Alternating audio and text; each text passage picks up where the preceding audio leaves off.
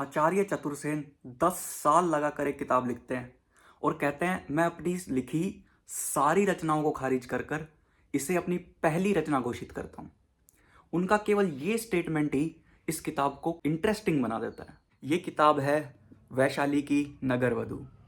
ये कहानी है अम्बपाली की, जिसे उसकी मर्जी के खिलाफ नगरवधु बनने को मजबूर किया जाता है। नगरवधु वज्जी संघ का ऐसा कानून जिसमें समाज की सबसे सुंदर स्त्री अपने ऊपर सारे अधिकार खो देती है और समाज का उसके ऊपर संपूर्ण अधिकार स्थापित कर दिया जाता है। ये किताब 2500 साल पहले के भारत के समाज की जटिलताओं को दर्शाती है। हमको लगता है देश 1947 में आजाद हुआ, उसके बाद गणतंत्र हुआ, पर 2500 साल पहले के भारत में भी वज्जी संघ जैसे गणतंत्र मौजूद थे। गणतंत्र होने के बावजूद भी समाज बटा हुआ है।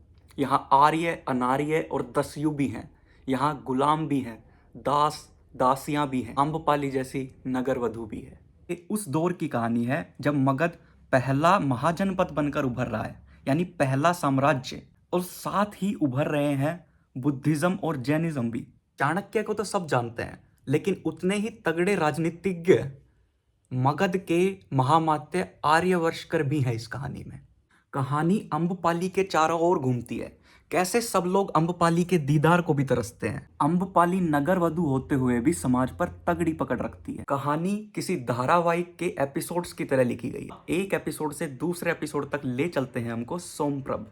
सोमप्रभ की एंट्री के बाद कहानी का फोकस अम्बपाली से हट जाता है और 2500 साल पहले के भारत के समाज दर्शन की तरफ चला जाता है।